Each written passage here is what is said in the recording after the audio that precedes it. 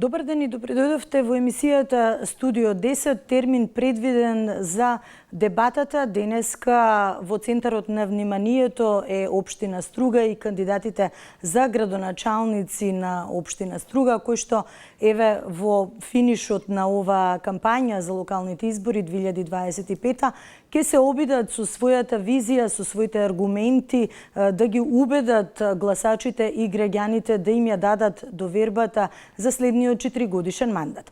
Добре дојде им велам на дел од кандидатите кои што ќе се тркаат практично за градоначалник на Општината Струга.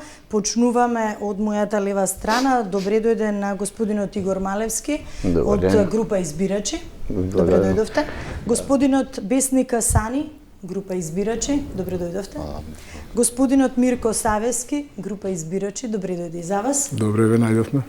Господинот Љубе Петревски од Работничката партија. Добре дојдовте. Добро вечер. И господинот Роберт Милевски од партијата Демократи. Добро ве најдов. На самиот старт на емисијата морам да напоменам дека сите кандидати за градоначалници на Струга беа поканети во оваа емисија, меѓутоа поради, како што рекоа, обврски со кампањата за локалните избори, не дојдоа Јована Мојсовска од Левица, Арсим Далипи од Националната алијанса за интеграција и Менди Кира од група Избирачи. Во секој случај ние ја почнуваме дебатата бидејќи практика е професионално во нашата телевизија сите кандидати за градоначалници да ги добијат своите минути на представување и да секако да ја кажете вашата визија за тоа како ја гледате Струга во следните 4 години. На самиот почеток 2 минути за сите кандидати за тоа кој беше мотивот да се кандидирате и како ја гледате, како го гледате вашиот град и вашата општина во следните 4 години. Повелете.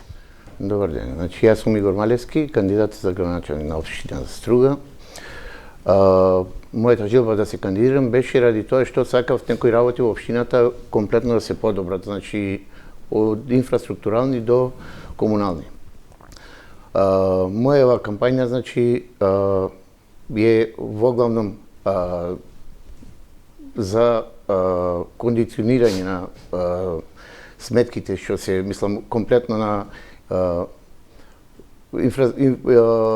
на деблокирање на општинската каса, значи, и со тоа би можеле да се преземат некои по-конкретни мерки во стил на подобрување на животот во целосно во општинава. Воглавном проблемите се инфраструктурални, тоа значи општината треба да се донесе до добра кондиција, значи тоа го планирам во моите први 2 години, тоа значи деблокада на општинската каса, во исто време подобрување на инфраструктурата водоводна, значи дислокација на џубриштето, значи, или на депонијата и хортикултурно уредување на депонијата. Као трето би било, би формирал некоја работна група која би се занимавала со барање на странски и домашни инвеститори за развој на туризмот и економијата воопшто и спортот во градот. Пошто ние живееме во едно туристичко место кое би можело да биде далеку по-посетено него во моментов како што е посетено и тоа би било голем допринос во буџетот за општина Струга. Вашите 2 минути веќе колку што успевам да видам помина. Господине Бесника Сани, повелете вашата визија за Струга. Првично ви благодарам што не поканивте на сите кандидати еднакво. Ни дадовте доволно за да представиме. Ви благодарам што сте тука. Затоа што со овие избори не се само избори кој ќе победи, туку се избори што ќе работиме за нашиот град, што ќе оставиме на нашите деца. Јас верувам во транспарентност и честна функционална локална власт која ќе работи за служба на граѓаните а не на интересите. Затоа мој фокус е на подобра инфраструктура, чиста околина, вистинска поддршка за младите и стопанството. Значи првата програма која ја го имаме јавно во социјалните мрежи е пописот, да се броиме, да знаеме до каде сме. Согласно Законот за локална самоуправа имаме право да се, ние како администрација локална самоуправа имаме право да се броиме. Тоа не значи дека да знаеме кој како сме, туку мислам на национална и верска припадност, туку да знаеме точно кои информации што ни фали во општинава. Например, да знаеме колку деца се родени во Лабуништа, колку деца се родени во Радожда, колку деца се родени во градот. Втората програма ни е дигитализација на општината, која ние го имаме нарекувано како Е-струга, и секој граѓанин ќе го има својата општина во неговиот телефон, уствари во неговиот джеб. Секакви постапки, секакви административни побарувања, истиот граѓанин ќе може слободно да аплицира преку неговиот телефон и да го следи неговото барање во телефона. Например, ако вие аплицирате во општина Струга и знаете конкретно кај кој администратор ви е предметот, колку време и рок има тој да го реши тоа проблематика. И следната точка, зашто немаме толку време, е директен пренос на советот, бидејќи многу од стружаниве не знаат конкретно што се дешава овие 20-30 години во советот. Ние имаме план за да направиме директен пренос на советот, секој граѓанин ќе го поразговараме во однос така на транспарентноста на работењето. Да. Меѓутоа во воведното излагање јас сепак би сакала да се запазиме за минутажата, повелете.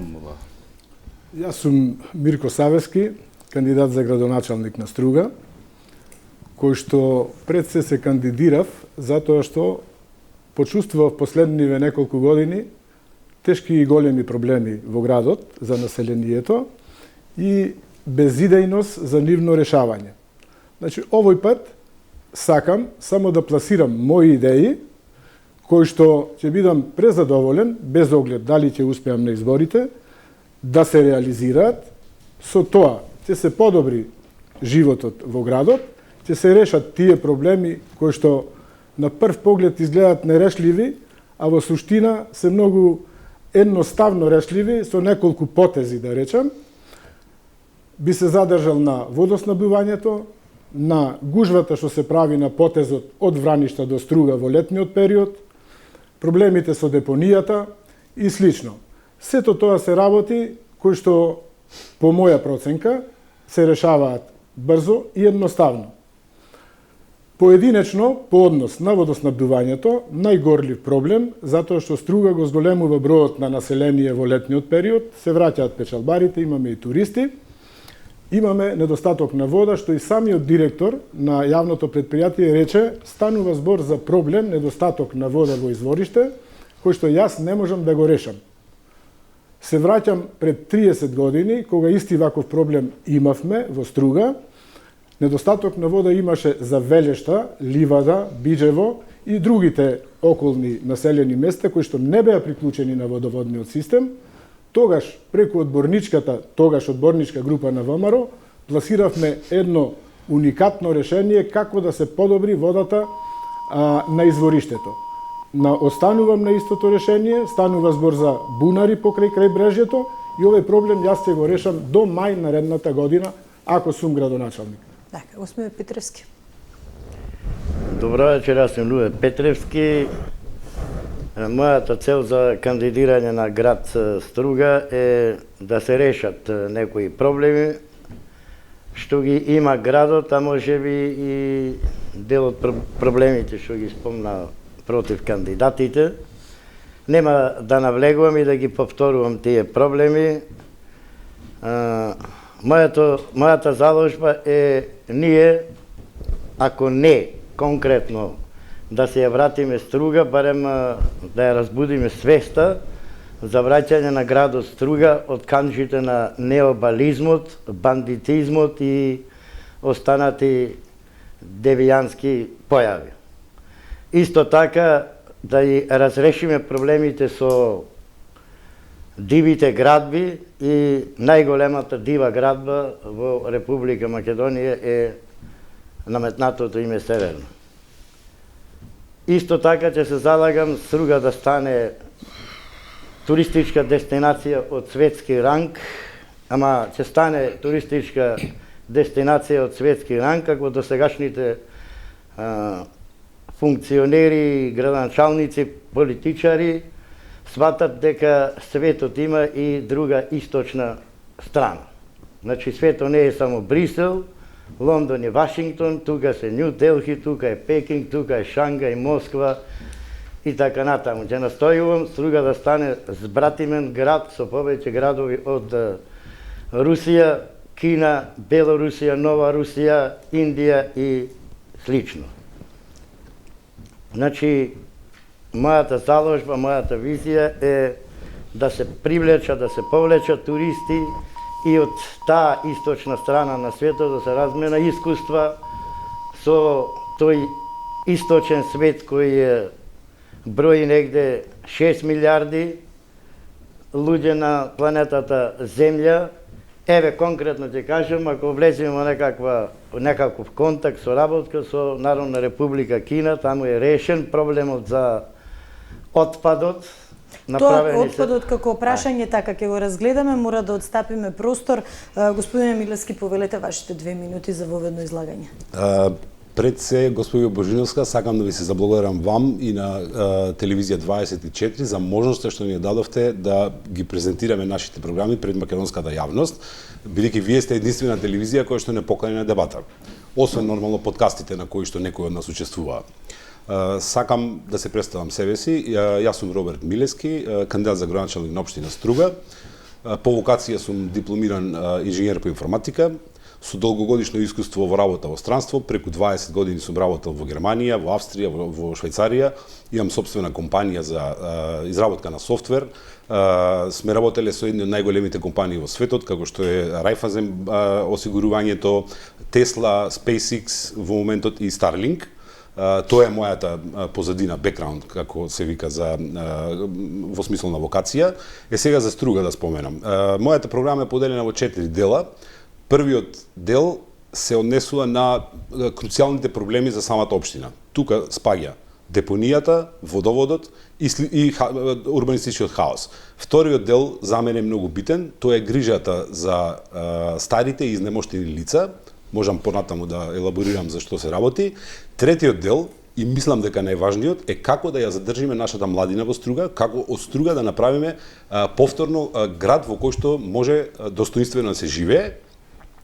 И четвртиот дел е дигитализација на општината. Тоа е, како што веќе споменав, е мојата струка и тоа многу добро знам како може да се изведе. За првиот дел, за депонијата, јас сум во Македонија носител на проектот за изработка, за изградба на фабрика за рециклажа на отпад. Значи, оваа идеја ја кажав уште во 2019 година.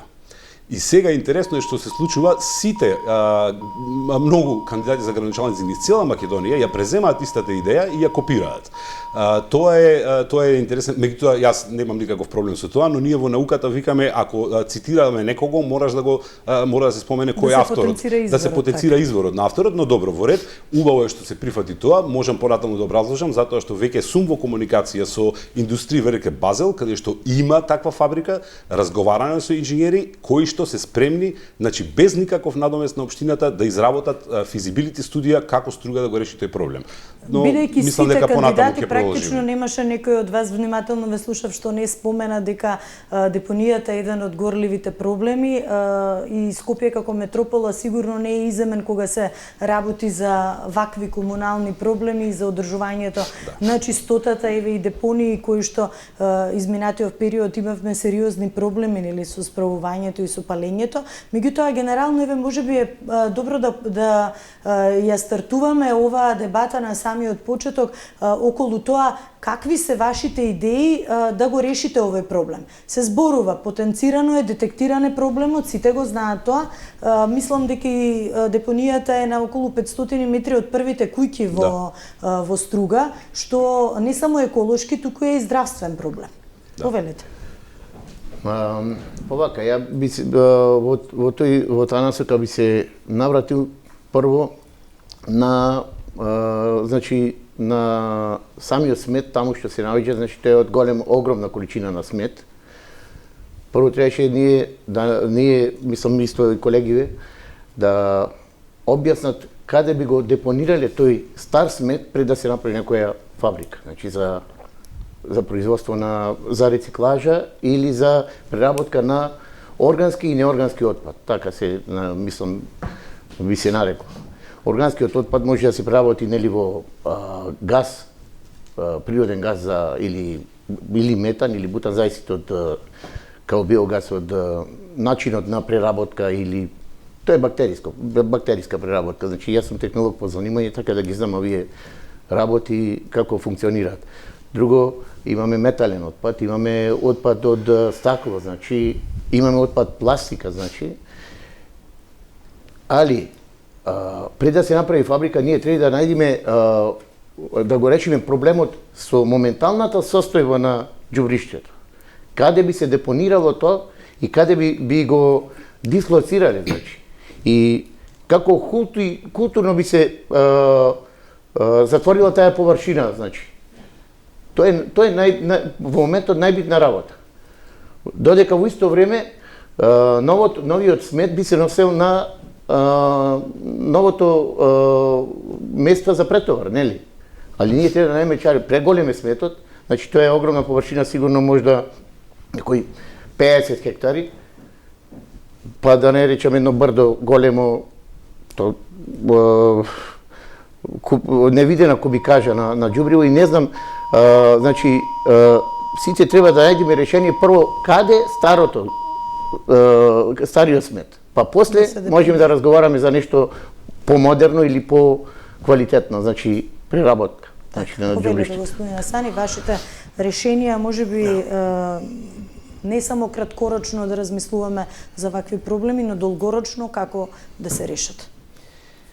Ние како движење и граѓанска иницијатива, значи јас не сум само кандидат за градоначалник, позади мене стои и листа на советници, но нашата програма секако го имаме и пречистувањето и решението за депонија во првиот месец од кога ќе го преземеме општинава, како јас како градоначалник формираме општински кризен штаб за депонијава со правници, инженери, еколози, во одреден состанок со државниот инспекторат за животна средна, јавно обраќање со план рокови за чистење. Вториот месец ќе поставиме физичка бариера околу депонијава и обезбедување надзор 24 сати. Ќе направиме еколошки мониторинг, мерење на квалитет на воздух, почва и подземни води. Ќе објавиме прв извештај на загадување. Третиот месец започнуваме с чистење на постојниот отпад со сортирање и транспорт и контролирана локација, подготвена на техничка документација за рекултивација. Во четвртиот месец ќе продолжиме со чистење и сортирање на отпадот. Ќе направиме исто така итен состанок со представници на Европската Унија, донатори за финансирање на рециклажен центар. По петтиот месец ќе пристигнат континери за селекција на отпад во градот и населените места, заедно со освојувањето на општинска одлука за забрана на опасен отпад. Во шестиот месец ќе имаме завршна правична фаза на чистење на депонијава и веќе објавен извештај за отстранетиот отпад и состојбата на теренот. Тоа ќе го сториме за 6 месеци. Освен тоа има и план Б, но тоа зависи од владата. Ви гледам дека сегашната влада нема толку волја да го направи регионалната депонија која мислам дека до 2027 година би требало да беше завршено во регионот во Битола, но некакви проблеми со граѓаните не може никако да дојде до некакво решение. Па не прифаќа. Не прифаќа, да. Едноставно има отпор. Така, господин Савевски. Ние за жал немаме информации што се случува со оваа депонија по однос на планирањето за неа од страна на општината и јавното комунално предпријатие. Дали едноставно го депонираат таму ѓубрето без понатамошни идеи и тоа до еден момент додека да не речам не се заболи пола град од таа смрдеја, Или може би имаат некои идеи. Моја предпоставка е дека нема никакви идеи. Јас анализирав локацијата каде се депонира ѓубрето. Станува збор за 25 хектари државно земјиште на една парцела. На вистина е во непосредна близина на градот, 500 метри, и решението е едно и единствено. Да престане депонирање на цврстиот градски отпад на таа депонија. Да се најде начин, соодветно техничко решение, да се блондира, па кога ќе дојде ред да се изгради некаква фабрика, да се искористи истото за технолошкиот процес. Во меѓувреме, да се депонира на друго место, затоа што ова е, ако бирале најнеповолна депонија, што најмногу ќе му штети на градот Струга, тогаш таман ја избрале вистинската. Треба да се најде некоја што е помалку или најмалку штетна за градот, за населението.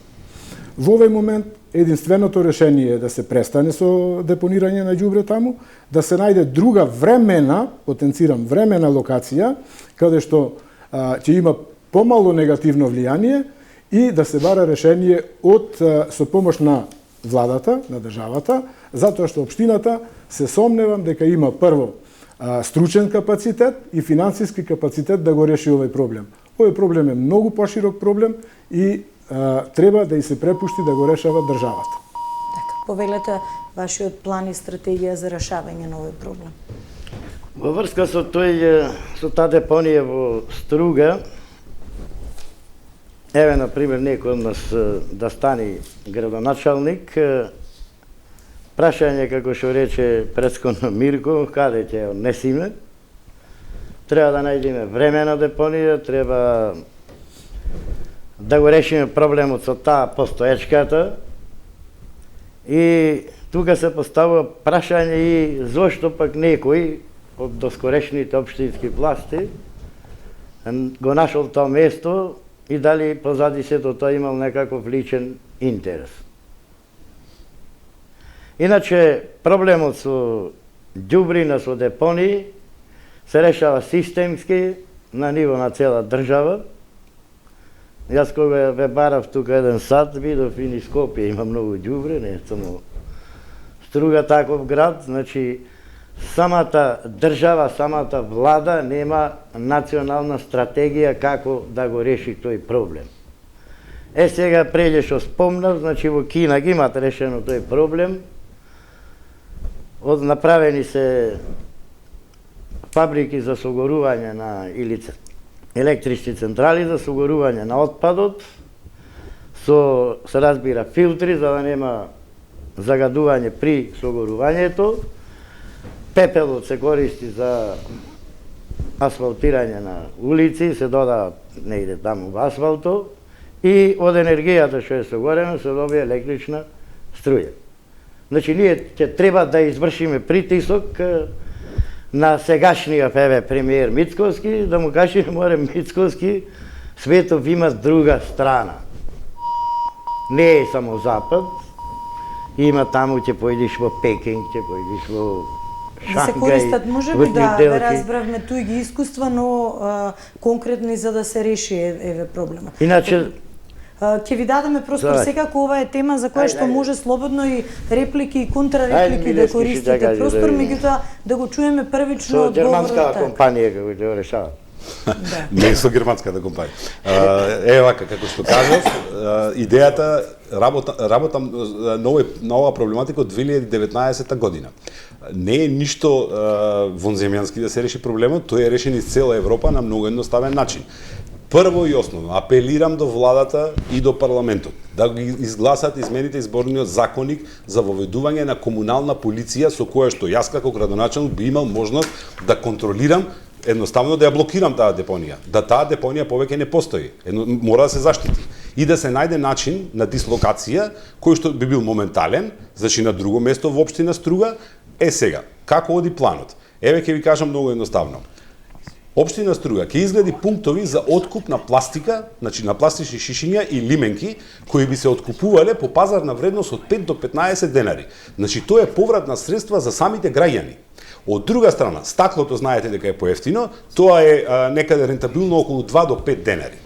Цел отпад Значи, се работи за пластика, за стакло и за биоматеријали. Ќе бидат извезувани затоа што веќе имам контакти со Баварија и со Австрија.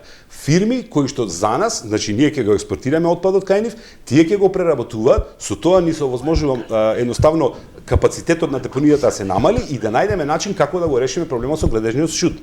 Повратот на средства ќе ни овозможи изградба на фабрика. Затоа ви кажав, веќе сум во комуникација и претходно бев со Индустрии Верке Базел. Тие на сред град имаат фабрика за преработка на отпад. И од таа фабрика се произведува топлинска енергија. Токму тоа кажувам дека ќе го направам за Струга. И со таа топлинска енергија ќе се загреваат училиштата и сите јавни објекти на општина Струга.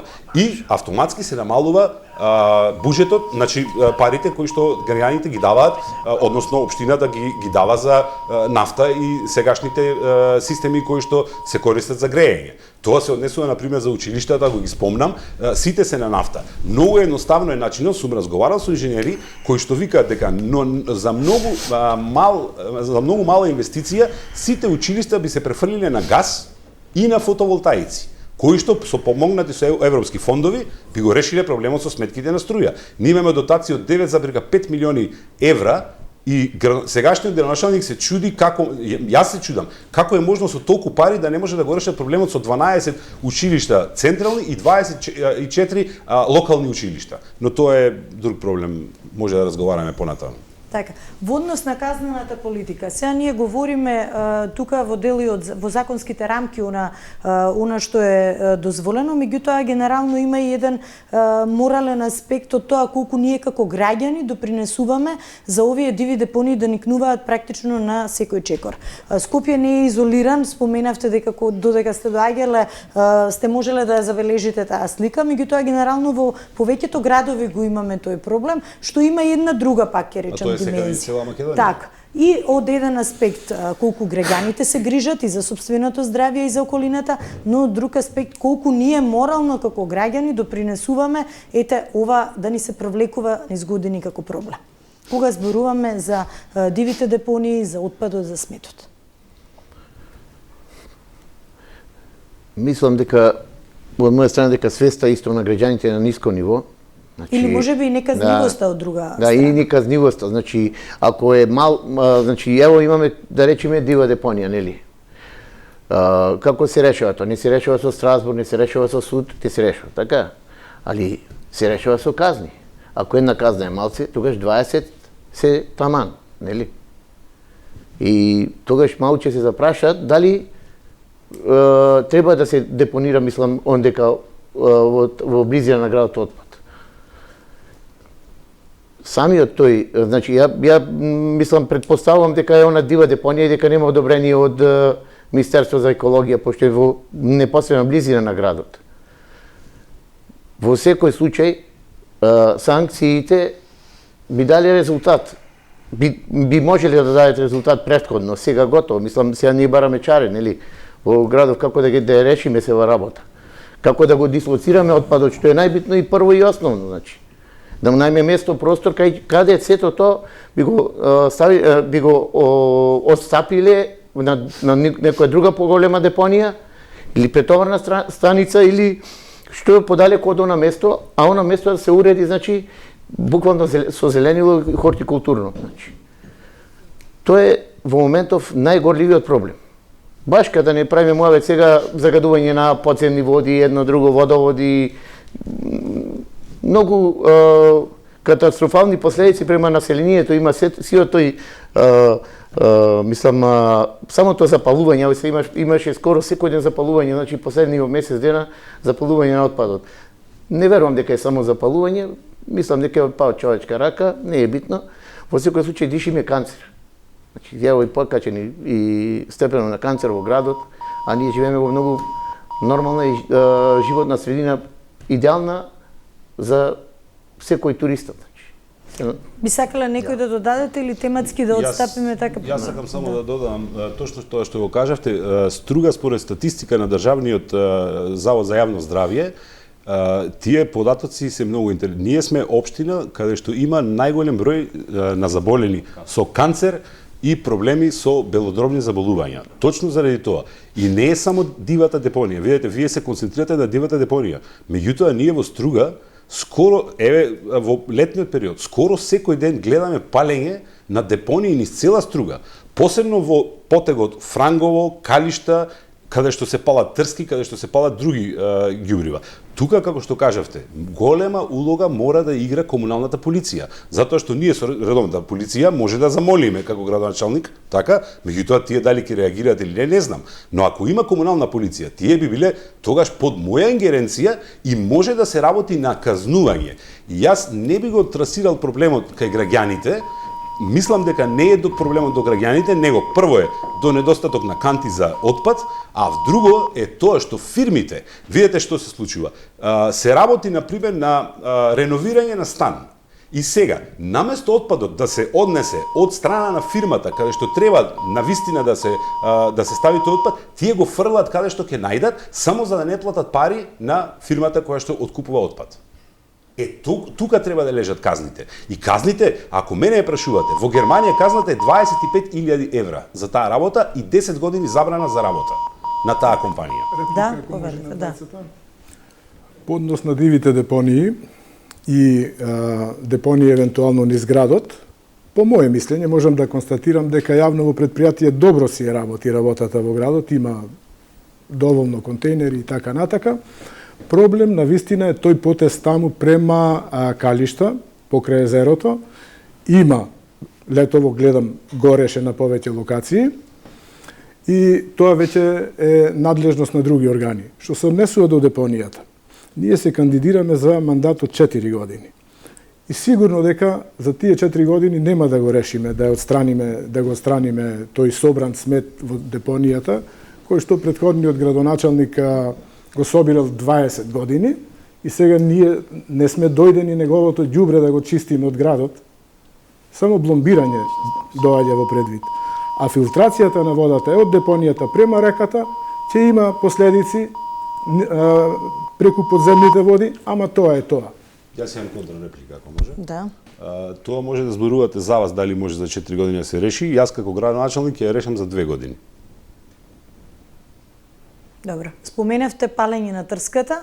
Дали тоа можеби е токму поради фактот ќе навлеземе и можеби во друга тема околу дивоградбите, урбанистичкиот хаос, создавање на простор можеби за никнување на нови градби и така натаму. Да. Да, повелете сите во тематски ќе мораме да го Може, повелете кој секако ќе ги имате сите по една минута за Тоа е системски хаос на ниво на држава. Не е само во Струга, гледаме ние што се случува во Чаир, гледаме што се случува во Тетово или не знам во Штип или во другите места. Струга е посебен пример. Видете, јас еднаш кажав и сакам да повторам. Во Струга не владее закон. Во Струга не владее законот на Република Македонија.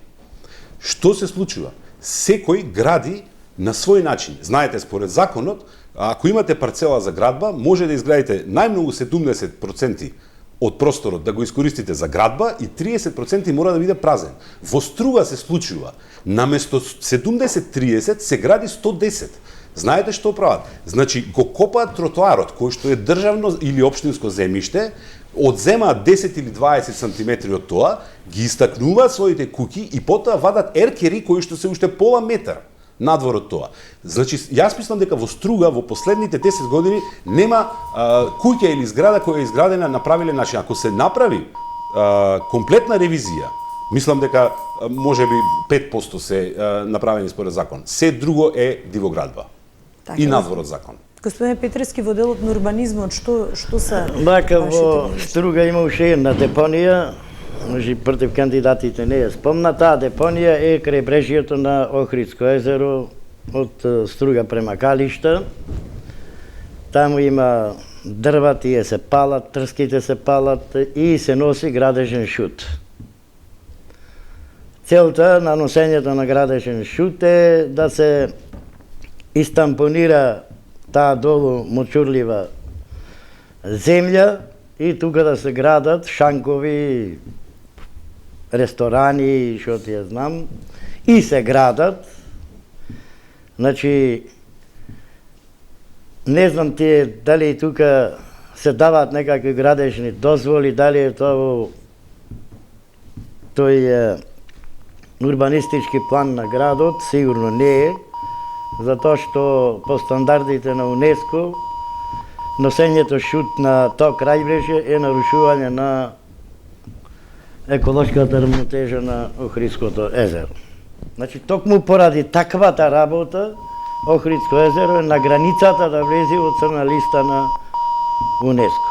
Да. Господине Савески, вашиот став во однос на урбанизмот, што директно можеби сите теми се поврзани една со друга? Урбанизмот и бесправното градење. Значи, тоа е проблем за цела држава. За Струга имам точни информации дека во овој момент се оформени околу 80 предмети за бесправно градење во судот. Значи, 80 кривични предмети за бесправно градење. Се осмелиле толку луѓе да изградат без документација и да излезат од габарит. И оформен е предмет. До сега, само јас како адвокат сум имал околу 10 предмети, каде што се осудени се сторителите и државата го одзема бесправно изградениот дел од објектот. Го одзема на папиру, а фактички не. Исто ќе се случи и со овие 80 бесправни градби. Значи, ние имаме проблем системски. Не е проблем кој што градоначалникот со еден потез ќе го реши. Ова треба на повисоко ниво да се решава. Што со бесправните градби? Ќе се одземаат, нема да се одземаат, ќе се легализираат, еднаш тоа да се заврши. Ќе ви дадам дополнително. Да, повелете. Вие, господине Савески, како адвокат во 10 предмети бевте на страната на престапниците и ги заштитувавте нив или како? Значи, адвокатот не може на своите клиенти да им откаже полномошно, затоа што јас сум бранил и лица што се обвинети за убиство. И сега не очекувам сите овде присутните мене да ме обвинат. Презумција имам, презумција се. Така. Само прашам. И уште еден момент има при бесправната градба. Јас сум имал такви предмети. Меѓутоа да ви кажам дека ево повеќе од половината од нив сум ги решил позитивно во смисол обвинетите се ослободени. Затоа што се утврди дека градбата не била бесправна. А имаме многу градби каде што не се обвинети. Тоа е проблем.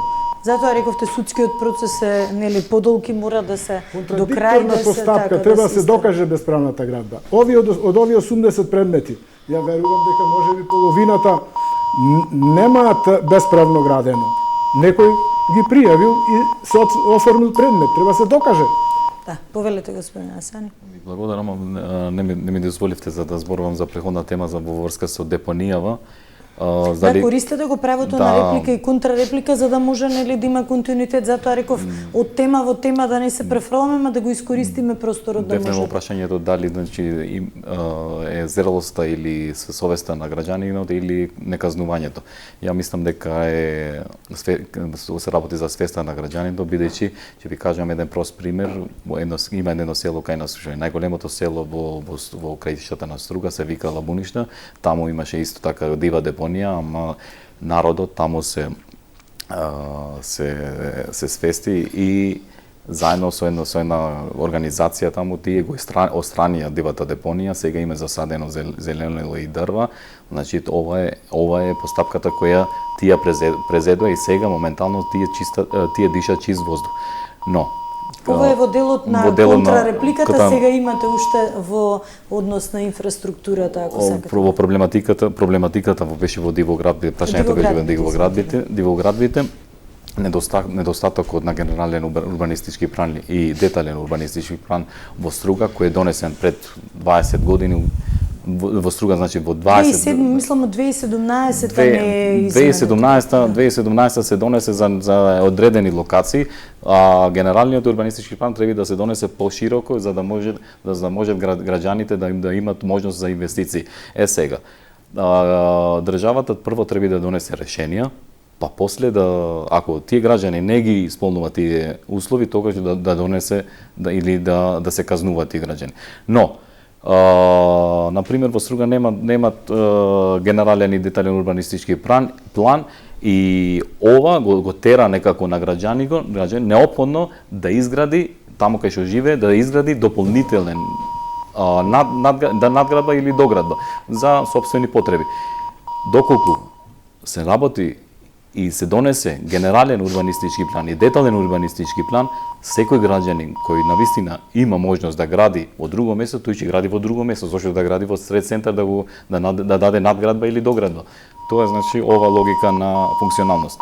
Мислам дека целата проблематика е во администрацијава и во државните институции. Повелете вие во однос на урбанистичките планови, во однос на дивоградбите и можеби она што го спомена функционален детален урбанистички план, како да се доведе, доколку еве ја добиете довербата од граѓаните? Значи се слагам со колегата во врска со тоа дека веќе долго време не е донесен детален урбанистички план и затоа луѓето си преземаат на своја рака и си градат, мислејќи дека утре заутре нешто ќе биде легализирано, али не земаат во обзир дека некоја артерија во градот или некој ударен момент ќе биде момент на градење, ќе биде загрозена средината кај што се гради. Пример, достапност до болници, достапност на противпожарни возила, достапност на попречување на главна артерија што веќе не е изградена, нели? И се доаѓа момент каде таа куќа или тој еркер или тоа нешто смета веќе на веќе испланирана инфраструктура. И затоа, значи јас овде би завршил само со кратко дека прво и основно што треба да се донесе моментално, значи да се постапи кон преземање на детален урбанистички план, тоа што може да се уклопи во деталниот урбанистички план, да се уклопи тоа што не може да се отстрани.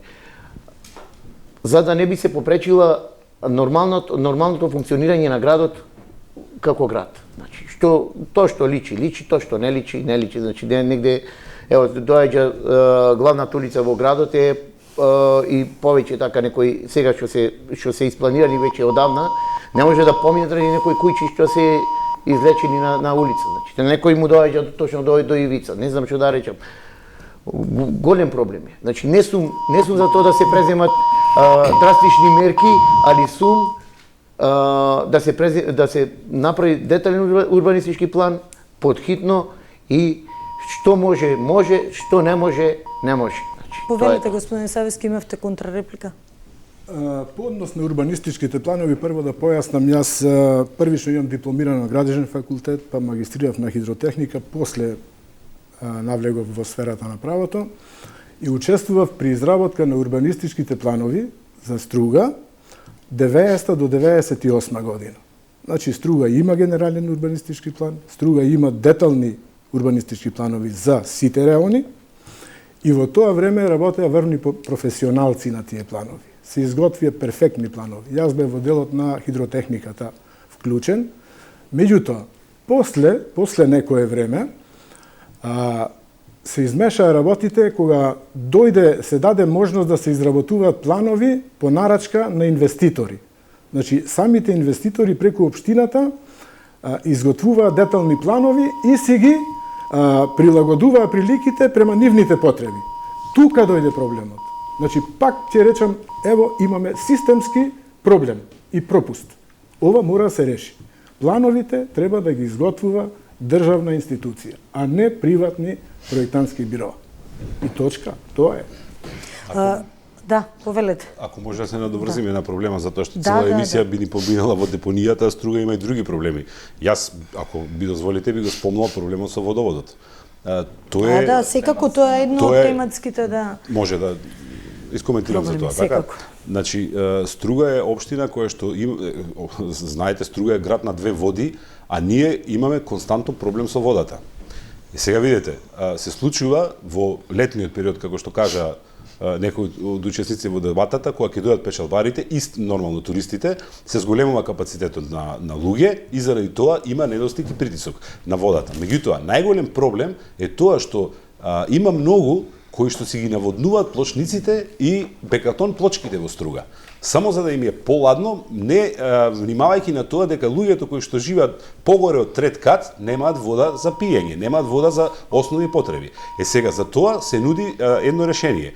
Јас во разговор со хидроинженери ми гарантираат дека изворот во шум во Струга има капацитет од 450 литри во секунда, а градот Струга има потреба од 150 литри во секунда.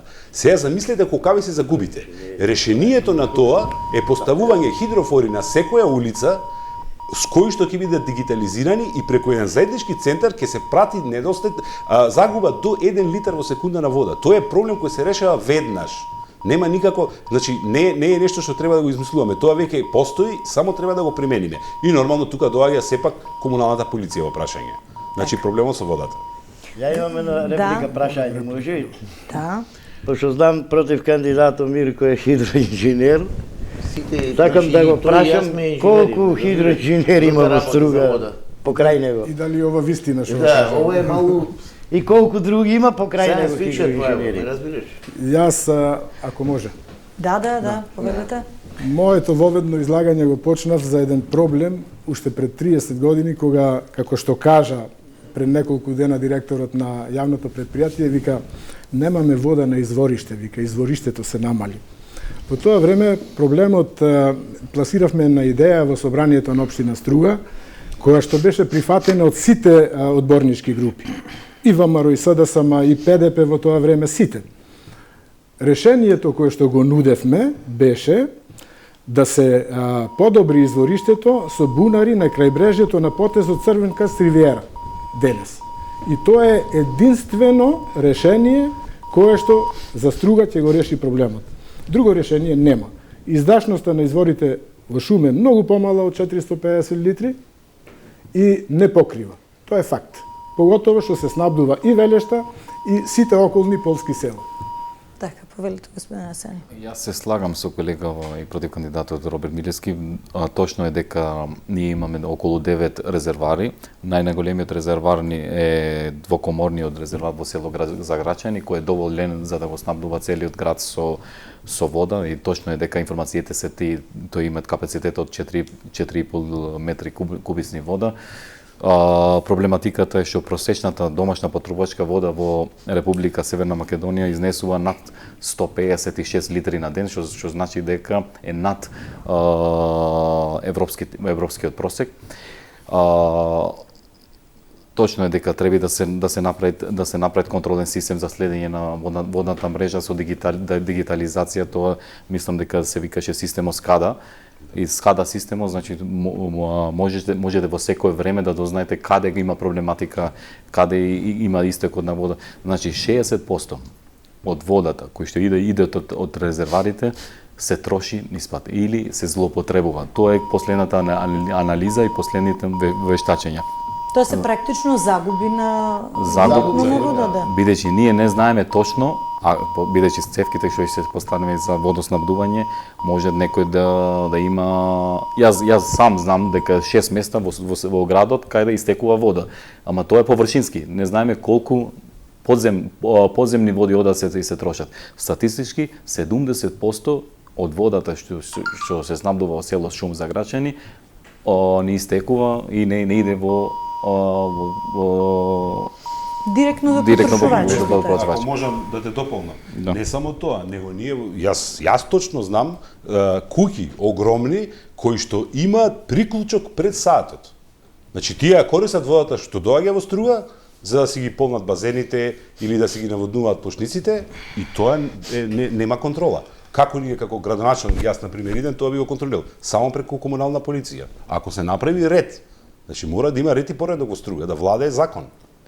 Ние во нашата Ние во нашата програма имаме направено еден рачун и износ колку би коштала ова целата дигитална контрола и алармирање на ваквите последици. Тоа би коштало околу 52 милиони денари, во евра се околу 800.000 евра.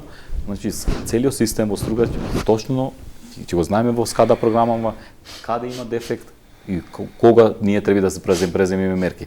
Значи со овие средства ние ќе покриеме многу голема проблематика и во периодот на суви во период кога има суви времења, тогаш граѓаните во Струга ќе имаат доволно вода за пиење, бидејќи извинете што го наминувам времето, капацитетот на овие води, на овие сите резервари е околу 37.000 метар кубични на ден. Што значи дека во Струга можно е да се има 13.000 семејства, од тие 13.000 семејства може да се трошат околу 15.000 метар кубични, што значи дека повеќе од два пати имаме повеќе два пати повеќе вода од тоа што го трошиме. Али тоа што го кажав и предното, 60 до 70% водата исчезнува или се злоупотребува. Ако може контрреплика на двајцата што ме спомна. Ќе почнеме со господин Савевски, бидејќи контра на двајцата, па потоа ќе кажете. Да. Контра на двајцата. И во најсовремените водоснабдителни системи загубите се движат некаде 20 до 30%, така да тоа не е ништо чудно, и тоа 70 или 100% загуба сепак е многу. И еден друг момент кога почнав, реков, ние немаме информации кои се плановите на општината, кои се плановите на јавното предпријатие. Пред 3 месеци, нели, дојде вице-премиерот во Струга, со него заедно имаше министри, заменици министри, пратеници, позади нив некои цевки беа поставени и почнаа некој водовод. Рекоа, ќе го решаваме проблемот со водоснабдувањето на Струга.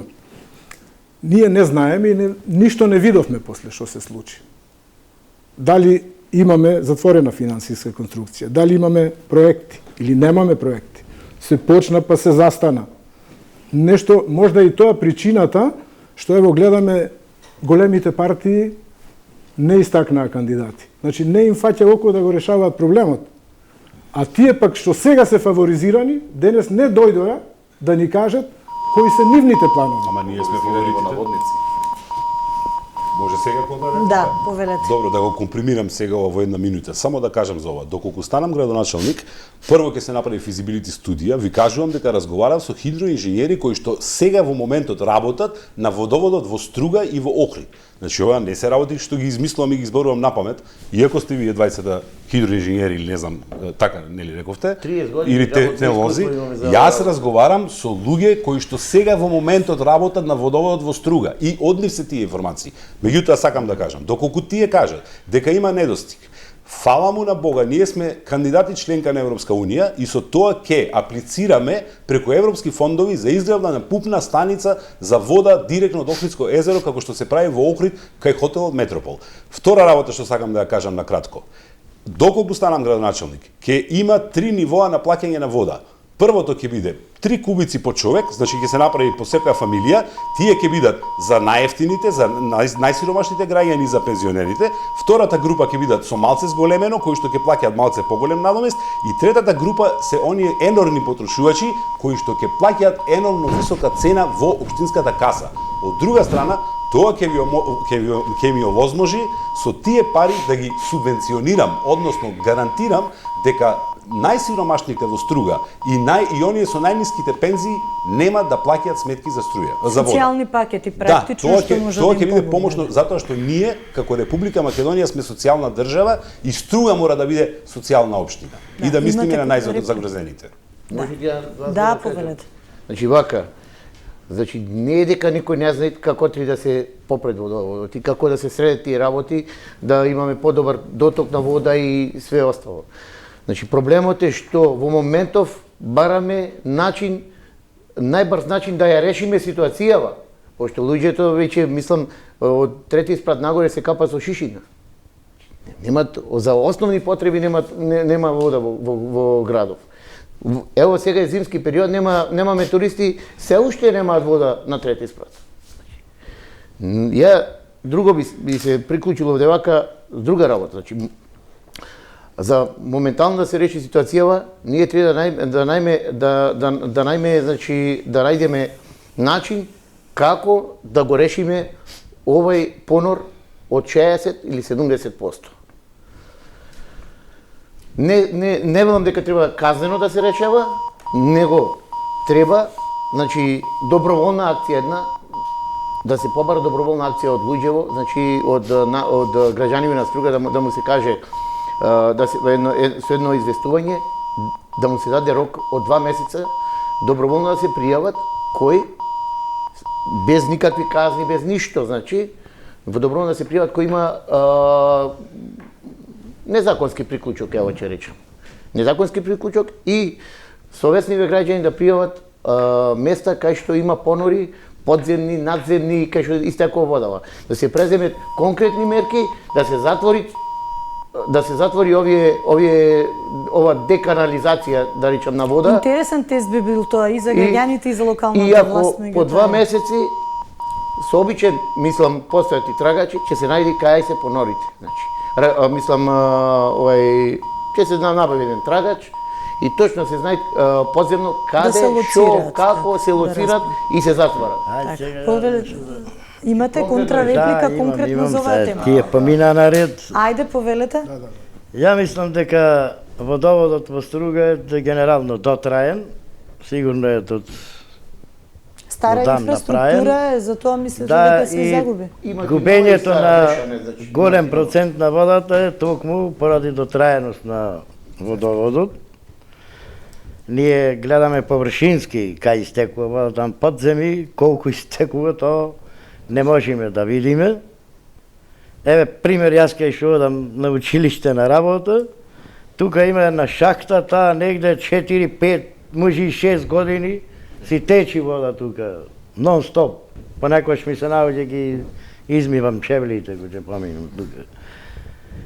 И едно друго им беше да се надобрзам, Мирко нешто почна да кажуваат во врска со тие урбанистички планови. Кажа дека биле убаво добро направени и дека после некое време смениле нешто во законот дека може да се мени деталниот урбанистички план по предлог на инвеститор. По предлог на инвеститор тоа е веќе директно мешање во општинските работи. Значи, ете тоа е она што јас го викам бандитизам. Значи, ова е бандитизам да се меша приватен човек во детален урбанистички план. Реплика на ова. Добро. Лубе добро кажа, сега се сменил законот, се изготвуваат плановите, измени на планови, на делови од плановите по предлог на инвеститор. И тоа факт е дека и тие измени, пак измената се усвојува на совет на градот. Сега, ако ги погледнеме нашиве советнички листи, ќе видиме, имаме спортисти, имаме, што ја знам, сите професии, поети и така натака, нема инженери. Ние на листите немаме инженери. И овие поети, што ја знам, ќе ни ги усвојуваат урбанистичките планови и после ќе се чудиме, нешто не било како што треба. Па не е како што треба. Факт е. Партиите само гледаат да си ги удомет своите лепачи на плакати и цел град да страда. Структурни прашања можеби што конкретно ќе треба да се решаваат. Треба секој според способностите и според знаењето да си заземи место таму кај што треба, а не по заслуги. Добро, во креирање на листите веќе не можеме се мешаме, секој знае така. И со работните места е проблем. Како што рече господинов правник, не може да работи во НАСА. Во НАСА се работат научни, така. Така, господин Сани, имавте и вие контрареплика, чинам од преиска, сигнализиравте, да. Да, контрареплика во врска со проблематиката што истакна господинот, кај што рече дека не можеме да си ги најдеме проблематики кај да истекува водава. Јас и претходно го кажав дека треба да се направи еден контролен систем за следење на водната мрежа. Тоа е системот кој ќе ние, јас како градоначалник ќе одвојам средства од буџетот на општина Струга и ќе го системираме со системот SCADA и секој време секој со далечинско управување, со комуникација и софтвер, хардвер и софтвер инсталации, ќе знаеме точно каде е дефектот и тоа ќе можеме одма да детектираме и мониторираме 24 сата. извинете само малку, вистина е дека буџетот на општина Струга е 24 милиони евра годишно, од тие 24 милиони евра 70% ода за трансфери, плати и нешто друго, останатиот дел останува за инвестиции.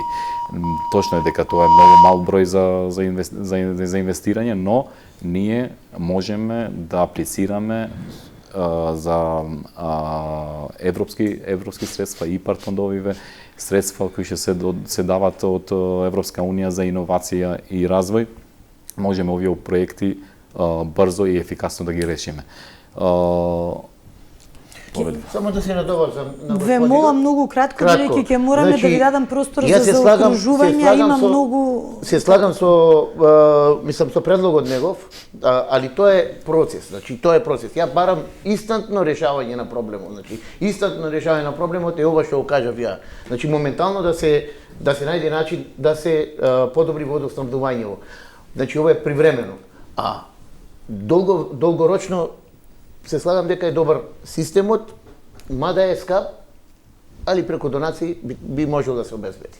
Така. Али инстантно решавање реков. Бидејќи вака, сега мораме да времето ни е толку ограничени сме и би требало да направиме едно кратко резиме ваше видување и во однос на останатите проблеми сега, она што ги мачат не само Стружани, туку генерално во сите поголеми градови во земјава, сообраќајниот, метешите, можеби Охридското езеро е тука светско природно наследство во однос на и загадувањето од канализација и слично. Има многу теми на кои што верувам дека како идни градоначалници би требало да поразговарате, но од друга страна, ете, можеби господинот Савески спомена дека не може да се изостави дека Струга е град и на културата, мултикултурен град во кој што нели се спојува традиција, култура, но и суштински работи кои што треба да се решат.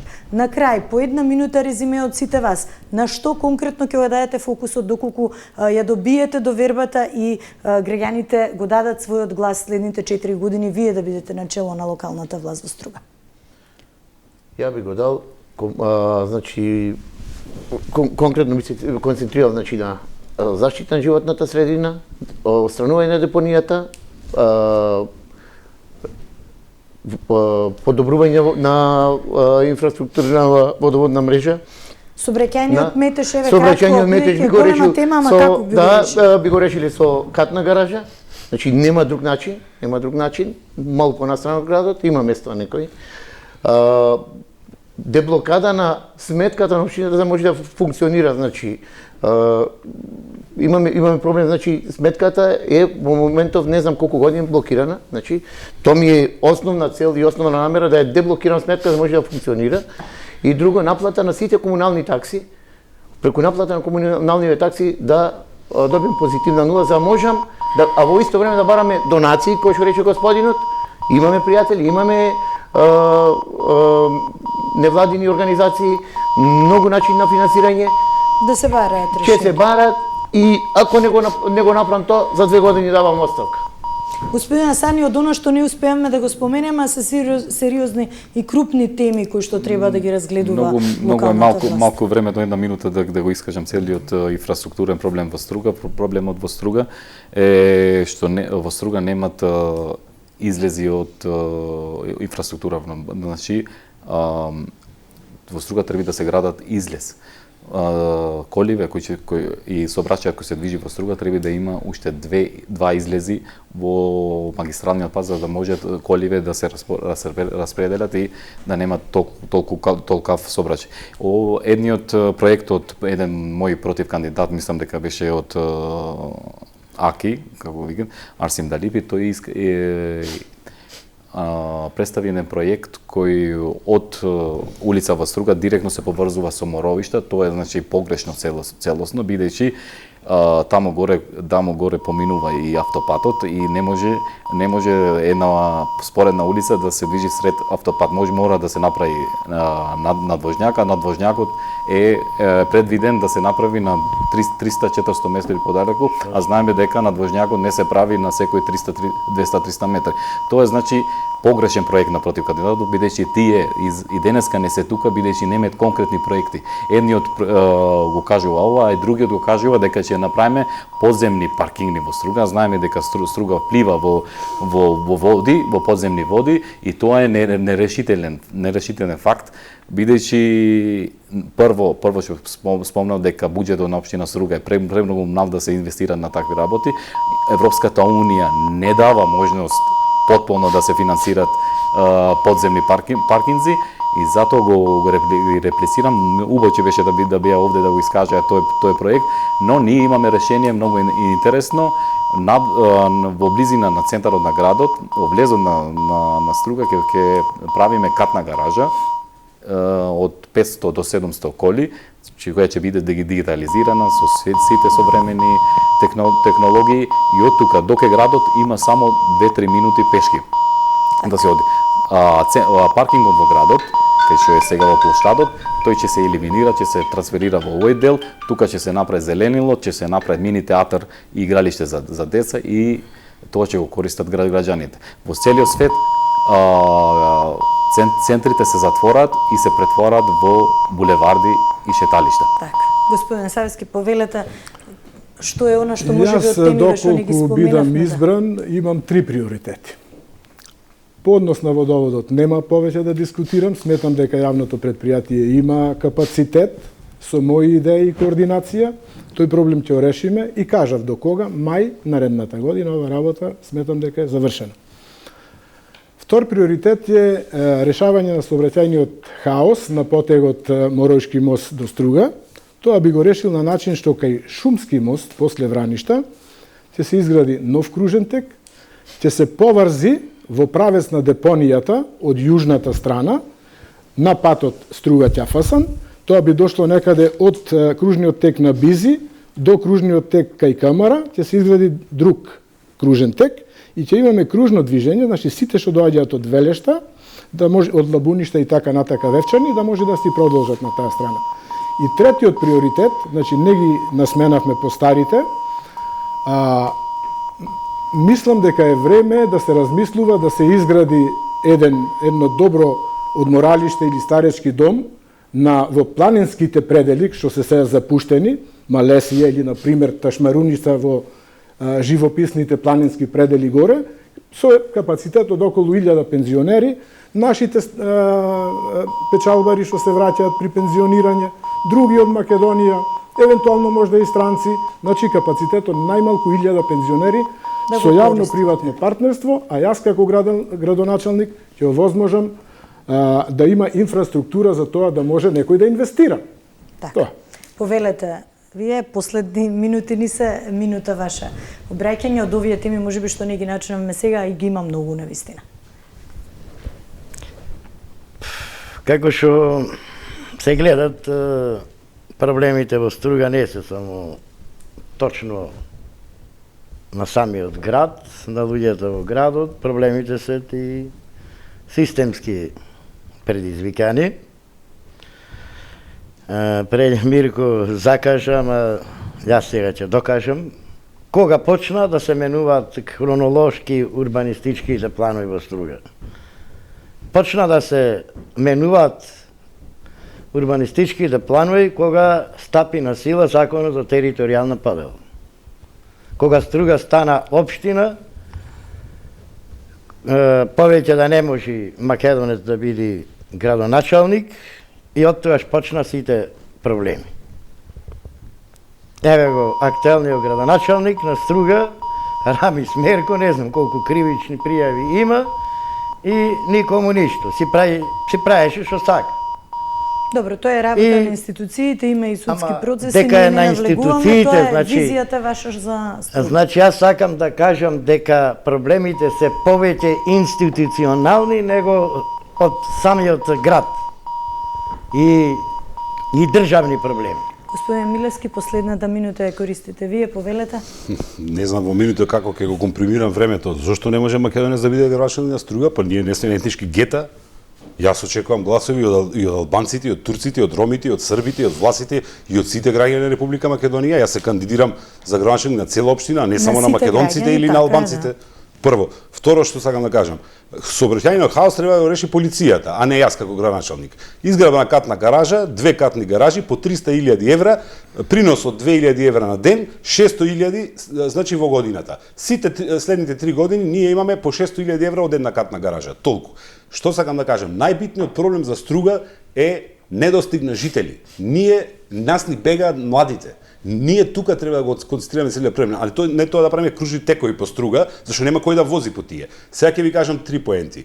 Прво за мене, како градоначалник, ќе биде изградба на иновацијски хаб, кој ќе биде поддржан од универзитетите во Македонија, кој ќе овозможи инвестирање, отворање на капацитети од 18 милиарди евра за развој на вештачка интелигенција и сите различни проекти кои што ние сме на ниво на членка на Европска унија. Значи имаме право да аплицираме за нив. Втора работа ќе биде IT стартап центар и стартап центар општо за младите, каде што ќе може да отворат своји фирми. Јас како градоначалник и општината ќе им овозможи бесплатна електрична енергија, вода, телефони, интернет, се додека тие не се стабилизираат во првите години и не можат, значи потоа ќе си замина нормално канцелариите да бидат во Струга. И трета работа која што сакам да ја кажам е најновата работа, во комуникација сме со една од најголемите компании во светот за изработка на воена техника. Во Струга индустријската зона ќе се изгради фирма која што ќе вработи преку 2000 работници за изградба на дронови. Затоа што како членки на НАТО може барем од тоа да искористиме некој капацитет. А тоа го можеме. Ви благодарам многу што бевте денеска во ова дебата. Струга како бисер на дрими, град кој што навистина сите го сакаме, туристички бисер, заслужува многу. Интересни слушнавме идеи ваши. Верувам дека доколку ја добиете довербата дека ќе ги реализирате, тоа ќе бидат практични ветувања до граѓаните да треба да ни посакате. Во вториот круг со некој од нас двајца да имаме емисија. Тоа навистина рамноправна е борбата на сите. Ги повикувам и другите кандидати да виде да ги истакнат нивните проекти, а не да одат по други телевизии сами да дебатираат за лична проблематика и да не му кажуваат на ништо на граѓанинот каква е неговата визија, кои се нивните проекти и што ќе направи во тие 4 годишен мандат за градоначалник Струга. Ви посакувам уште еднаш успех на сите, секако им посакувам успехи на останатите кандидати кои што поради нивни причини рекоа дека не можат да бидат тука, но на самиот крај морам уште овде да споменам да не останеме должни. Беше планиран и господинот Насто Палиовски, тој кажа дека ќе дојде, зошто не дојде. Не знаеме, но во секој случај уште еднаш благодарност до сите вас и ви посакувам многу успех понатаму. Почитувани, вам ви благодарам што бевте заедно со нас во оваа дебата и секако останете на нашата програма.